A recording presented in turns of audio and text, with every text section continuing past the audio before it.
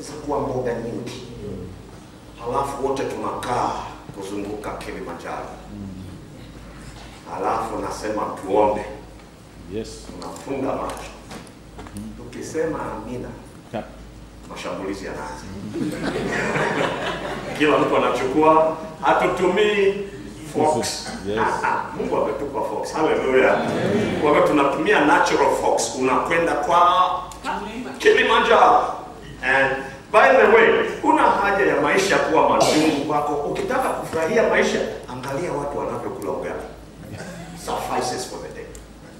Kuna wengine wakienda kwa ugali wanaanzia juu. Wanashusha, wanafanya nini? Lakini kuna mwingine akienda yeye anakwenda hapa pembeni. Anachukua anakata. Wewe angalia kwa watu wote. Ugali unapata shida. Lakini hiyo ni kula ugali sawa sawa. Okay? Kwa hivyo kila mtu anakwenda kwa namna yake. Yes. Take ugali. Kisha kata ile, kuna mwingine anachukua vile vile. Anapeleka kwa mboga. Alafu anapeleka. Kuna mwingine anakata. Alafu anafinyanga. Anaviringa. Mwingine anaviringa mpaka inakuwa laini. Hapa anachukua ile mpira anapeleka kwa mboga. Anachukua. Sasa kuna wengine wanafanya kitu na ile mpira. Si mnafahamu hapo? Anachukua hii kidole. Alafu anafinya ile mpira. Inakuwa na shimo kubwa. Sasa wewe ukiwa na mgeni wa namna hiyo, hakikisha mboga inatosha. Yes. Kwa sababu kuna maneno ya Kiswahili. Huyu ambaye hafanyi shimo akienda kwenye mboga anatovya. Lakini huyu anaye chimba shimo akienda kwenye mboga anakomba. Wewe hakikisha una mboga ya kutosha. Lakini yote hiyo ni kula ugali. Hallelujah. Halafu wote tunakwenda kwa mdomo. Sasa ukiweka kwa mdomo pia inapendeza. Na wengine akiweka kwenye mdomo anaminya na ulimi inakuwa flat. Hiyo inatosha, anaweka ndani. Kwa hiyo ukifungua tumbo yake ni kama anajenga nyumba. Matofali baada ya matofali. Lakini kuna wengine akishaweka mdomoni anatafuna. Sasa tunatofautiana, wengine kidogo, wengine katikati, wengine. Niliwaambia tuna sister mmoja kwenye family yetu. Yeye kila siku ni wa mwisho kutoka mezani. Kwa sababu anatafuna mpaka anasahau anakula. Yeye ni kutafuna, to just choose. Lakini wote tunafanya nini? Tunameza. Mmegundua lakini katika maisha, katika kula, wale wanaotafuna wanafaidi chakula zaidi. They gain most from their food. Yes. Wale ambao wanameza tu, nyingi inakwenda chooni. It's not economical kumeza. Unapoteza pesa unapeleka. Wale wanaotafuna, actually chukua chakula ambacho hakina chumvi wala sukari. You will discover the more you chew it, the sweeter it becomes. So is God's word. Amen. The more you chew it, the saliva of the Holy Spirit acts on the spiritual food, the spiritual manna, and the more ready it is to nourish you up in your spiritual life. Kwa hiyo kula neno la Mungu. Hivyo nilitaka tukuwashukuru waimbaji. Ningeweza kuzungumza nanyi mengi kidogo kuhusu neno la Mungu. Kanisa leo inabidi likumbushwe sana. In fact, vijana wetu sana, mnaangalia kinachotokea ulimwenguni leo. Ya kwamba it's turmoil everywhere. Sure. It's hate, it's anger, seeking to do revenge. You can even talk about protecting the gun rights amidst what is happening. You wonder. Lakini usishangae was lost. Anarchy was the result. Sure. Moral decay was the order of the day. It cannot be different in our generation. There's got to be a people who will stand and say, these are eternal values. These are God-given values. They are timeless. They were true yesterday. They are true today. They will remain true forever and ever. They originate from Him who is truth, the source of truth. And I believe wakati umefika, those of us who claim to stand by the Bible, to be very clear and stand for what the Bible teaches. Kwa sababu giza linapokuwa nene, nyota ndio zinang'aa zaidi. That's true. The darker it gets, the brighter the stars. Yes, wanasema, you are the light of the world. Yes. Kwa hivyo, wale ambao tuna nuru ya Yesu Kristo, ikiwa tutanyamaza na nyakati kama hizi, hakuna tumaini kwa ulimwengu. Lakini tukisimama kwa ujasiri wa Roho Mtakatifu, wapo wengine ambao wamekata tamaa lakini watapata tumaini. Kwa hivyo usimwaibikie Yesu Kristo. Don't you be embarrassed of the values that you stand for. Those are eternal values. Stand for them, preach about them, talk about them. Model the values that God has given us. Kwa sababu ikiwa tuko nyumbani, kuna baba na mama na watoto wamekaa mezani wanakula, alafu inatokea nyoka kubwa inakuja inaingia kwa mlango wa mbele. Watoto wanaona nyoka, wanakimbia, wanakwenda bedroom. Nyoka inaendelea kuja, mama naye anasema nyoka, naye anakimbilia bedroom, wanafunga mlango, wamemwacha baba peke yake. Sasa baadaye wanaona baba naye anakuja anakimbia, nyoka, naye anakimbia anaingia ndani. Kuna tumaini kwenye hiyo nyumba? No hope. Watoto ndio wanakuwa hoi kabisa. Mama naye anasema sasa nani atatuokoa? Hakuna tumaini. Mungu ametupatia nuru. Stand up for Jesus. Amen. Simama, not politically. Simama by modeling. Be an embodiment of the values that God has given to bring harmony, peace, and eternity to humanity. This is a time. Ndio wakati wetu. Na ndio maana we spend time to come here together to meditate together upon God's word. Let's be cognizant of the times we live in. Because who are we? Sisi ni nani? Mabalozi wa Yesu Kristo. Tuimbe ule wimbo kidogo. Mzee wangu ndio tusaidiana.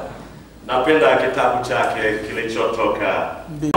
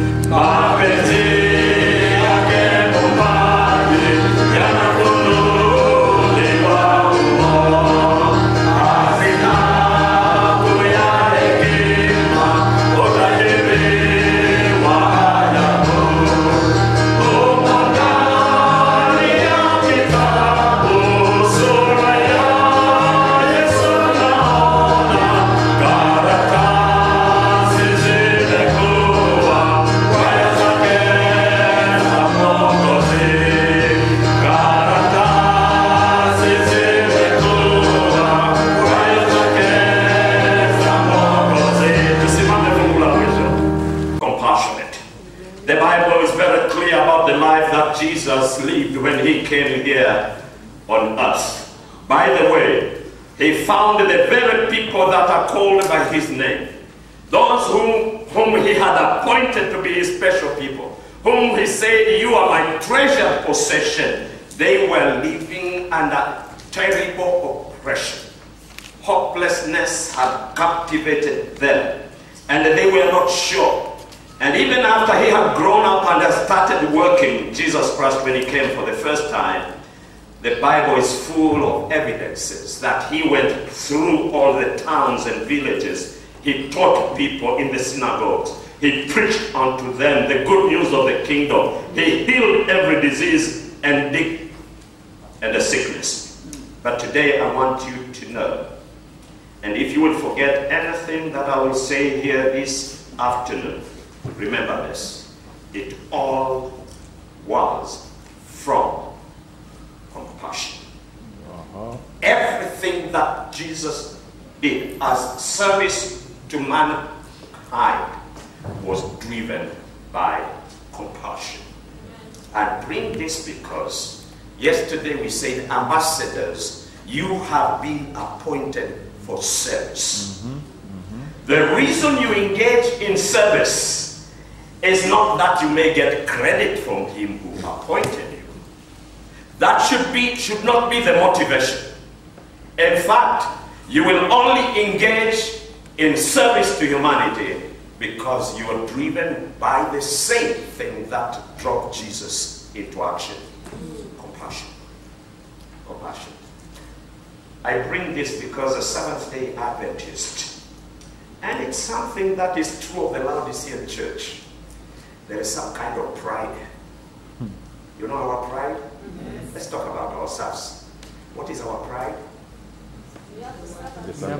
We have it all, man. We have it all. I mean, they're not like us. We've got it. We've got it. Sometimes we go evangelizing just to prove to them that we've got it. That's the motive. The better than thou attitude. That's not how Jesus ministered amongst us. He was moved by genuine concern. He looked at them and saw trouble. He saw disease. He saw discouragement, disappointment. And his heart was touched. I say this: if we approach service from the right angle, there is no limit to what we can do on behalf of Jesus Christ. Amen. That's true. If we approach it from our own angle, I can only go this far. Jesus had compassion on them. When he saw the crowds, he had compassion on them. Because he says they were confused and helpless, like sheep without shepherds, scattered hopelessly everywhere. No aim, no goal, no objective, no purpose in life. Life ceases to have a meaning, and he sees it. I walk down street of towns today. I see masses of people walking up and down. I ask the question, where are they going? But I'm also going. Where am I going? But then I pause for a moment to look on the faces of people. By the way, they tell the story. They tell the story. Look onto the faces of people. They tell the story. You can't miss it. You don't have to be a psychologist. You don't have to be. You will see it on their faces. When you see it, what does it do to you? When Jesus saw it, he had compassion on them.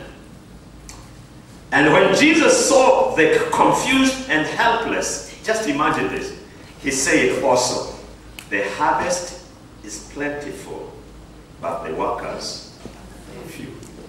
By seeing what their faces reflected, he did not only see their dejection, he did not see the turmoil they were in. He did not only see the diseases, but he saw windows of opportunity for the gospel of Jesus Christ. Sure, that's true. For the truth, for the everlasting gospel, the good news. For when man is downtrodden, Good news is the answer. One longs for, looks for, anticipates somebody would come out with good news. And thereby Jesus would say, wow, the harvest is plenty. But also lament that the workers, I want to propose, they are not few in number. They are few in the quality of the people that are needed to engage in such a ministry. My proposal is, the world probably doesn't have as many compassionate people anymore. With what I see inside my church and the struggles we have amongst ourselves, I dare say probably even within the church, there are few of us who are dressed with compassion. And Jesus would say, there is a lot of work out there to be done. But where are the compassionate? Where are the genuinely concerned people who see trouble, who see pain, and they cannot rest, they cannot contain themselves, they are attracted to action. For compassion is more than sympathy. Far more than sympathy, but compassion is far more than empathy. I know empathy is a little more than sympathy, but compassion is powerful. So Jesus saw the multitude and he had compassion on them. On Matthew chapter 14, Jesus saw the huge crowd as he stepped from the boat, and he had compassion on them and healed their sick. Jesus replied, they do not need to go away. You give them something to eat. By the way, this is a day that the disciples had expected a failure, because Jesus had sent them after training them first, and then he sends them out. And then when they come back babbling with good stories. Boy, God, the Holy Spirit worked amongst us. And Jesus said, okay, stop, don't tell me. We need to go to a place, be just by ourselves, and then I will hear the stories. But you know, because of what Jesus was, a compassionate leader, wherever he passed, people followed. So even though they were retreating to a place of rest, in no time a huge multitude was there. And they stayed with Jesus the whole day. I guess the disciples were kind of disappointed. You mean we can't have private time with Jesus Christ? He's the master. All these people are coming. So when they had sat the whole day, the disciples come and say, Jesus, I think you need to send people away. Send them away. You mean people who came to Jesus Christ, you send them away? I called you to be fishers of men. Is it the work of fishermen to send the fish away? You never catch a fish. You never catch a fish. So that was a failure. And Jesus would say, okay, I hear you, but listen, give you them something to eat. They thought they had posed a challenge on Jesus Christ. And Jesus Christ came back. Straight talk. You give them something to eat. You have been under training for so much time. You mean you can't feel for these people just that they are hungry? You can't feel for them? It doesn't trouble you at all? It doesn't trouble? You don't feel responsibility that you have something to do for a people who have voluntarily come to sit at the feet of Jesus. They have left their businesses. They have found in Jesus something that supersedes everything else they see. And now want to be in the presence of Jesus, and the best you can come with is to send them away. You have no compassion. Give them something to eat. Feel for the masses of people in the needs that they have. Take responsibility, for compassion does not shy away. Compassion does not pass by. Compassion engages. The compassionate heals. They feed. And And the disciples, sometimes they just don't know what to do, but to say, send them away. You know, I could be, during this time and in this generation, the 21st century, I could be one of those disciples whose philosophy in life is, don't get involved. It is somebody else's responsibility. Yeah.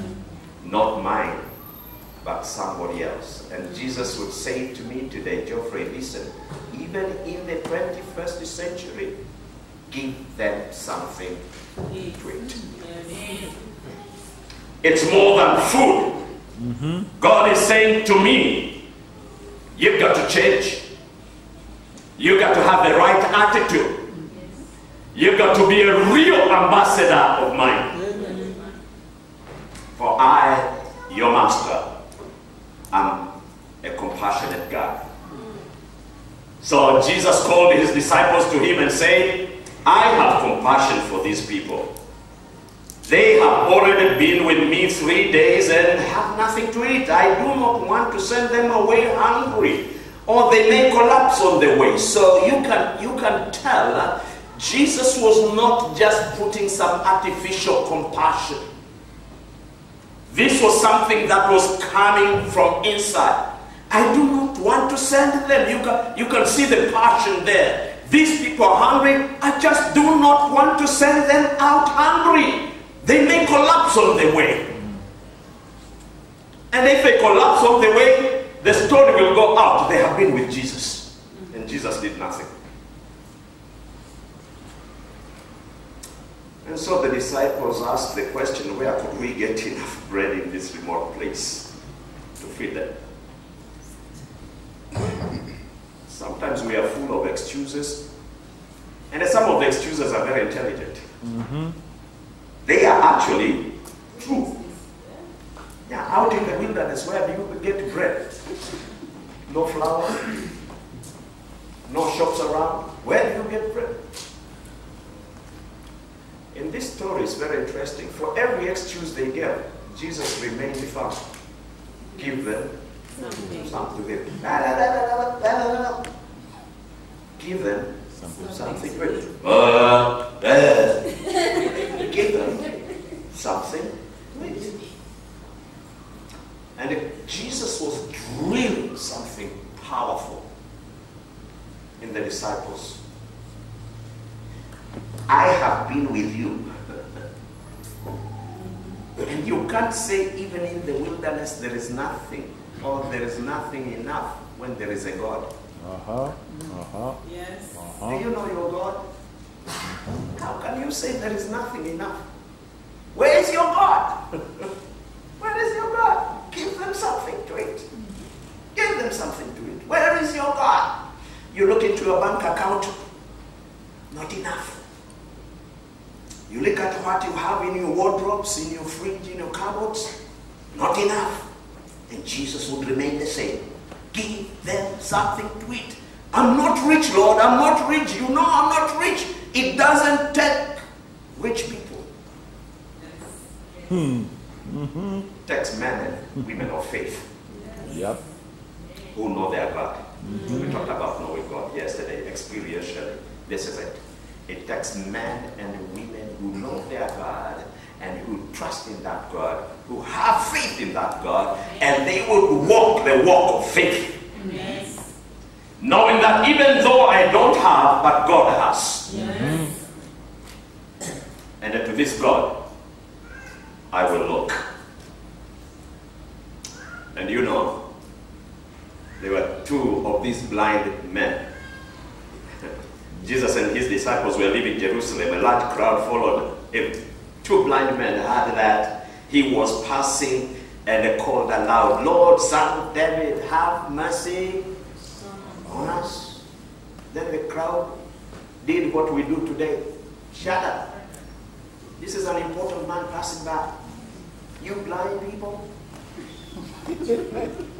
Shut up.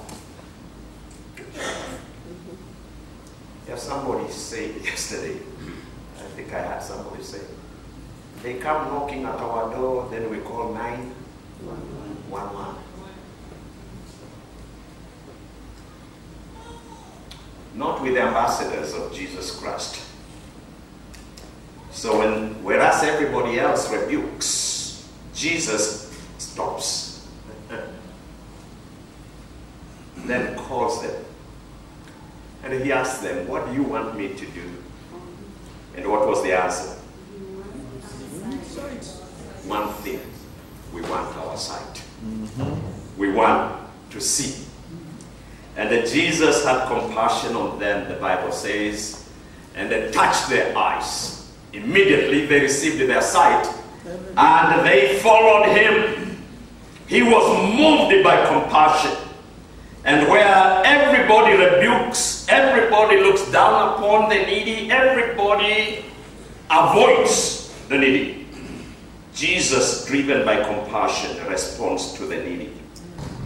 Jesus would expect the ambassador, his ambassadors today, to emulate their master. A disciple got to be very close to his master, to be like a master. A man with leprosy, Mark 1:40-41, a man with leprosy, an outcast, rejected, condemned to die. He comes begging for cleansing, and this is quite a story. He's filled with compassion. Jesus reaches out his hand and touches him. I am willing, be clean. And immediately, leprosy. And you know the famous story. By the way, Jesus was going out of the city of, little city of Nain. And in that city, Jesus was coming into the city with the disciples. And in the city, a lady, a widow, had lost her husband, but now also lost the only son who was her only hope. And as Jesus was coming into the city, the pallbearers were carrying the body of the little son. They were going out of the city to go and bury the son. And then Jesus, as always, his eyes fall on the lady who has now lost her last hope. It was enough. It was not good to lose her husband, but to also lose the only son. She's a loner, and what a life. Many had come comforting her. By the way, some of them were hired mourners who would cry, not because they have compassion, but because there is money behind that. Crocodile's tears. Sure. They were there. And these were the people who were making noises as the procession went to the grave. Jesus comes and disciples, and his eyes falls on the lady who is needy. I understand. I understand. And he walks straight to the lady, and the message was, stop crying. And the lady is like, who is this guy? Stop crying. Does he know that this is my only son? Jesus does not enter into the argument, seeing the doubt on her face. And he walks directly to the pallbearers, puts them to a stop.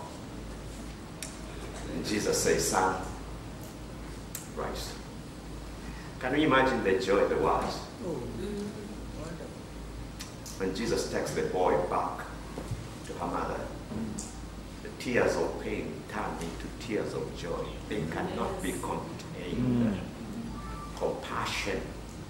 Compassion does not ignore, does not pass by. Compassion observes, takes note. Compassion reaches down deep the heart of the compassionate. And the compassionate is then thrown into action. Compassion is of such a nature that if you don't do anything towards what you have seen, you will not be at peace. At night you will not sleep. Your life will be messed up. You are only free when you do something for somebody whom you are compassionate towards. That's why Jesus was filled with compassion. Filled with compassion, Jesus reaches out and he says to the leper, be healed. Luke 7, a widow of a dead being taken to burial. And Jesus says, okay, Here is your son back. What a joy. The greatest example we have in the Bible is the Good Samaritan. The two came and saw the same scene of a man who had been wounded and was nearing death. The first two passed by. But when the Good Samaritan came, he observed, and what he saw touched his heart. He couldn't go on with the business trip. He stopped, took his bandages, bandaged the wounded. He also took his oil, and it no longer had to be his oil when there is somebody who is in need more than he is. So he takes the oil and he treats the wounds. First aid. He takes his Mercedes Benz, the donkey, and puts the man on the Mercedes Benz. Sometimes when I have a nice car, don't pull a poor man in. He will make my car dirty, smells bad. When we have no compassion, we become a terrible breed of animals. Terrible. Yes. Terrible. How do you see wounded? Wounded. I would have shown a clip today, but I thought it would take time. A dog here in North America, it was captured in the television, CCTVs. A dog which was trying to cross a highway was hit by a car, and it lost its hind leg, so it lay on the road, helpless. There was another dog on the other side of the highway. It saw a wounded dog in the middle of traffic, suffering. And this dog, amazingly, decided to risk its life. Went into the traffic, dodged the fast cars until it got to the wounded dog. And when it got to the wounded dog, instead of using its teeth to pull the hurt dog, it used its front legs, slowly by slowly, dragging the wounded from the traffic. At that same time, people in their cars, this was a nearly 6-lane, I think it was a 6-lane highway. Everybody was busy just chop, chop, chop, dodging them. Nobody dared stop.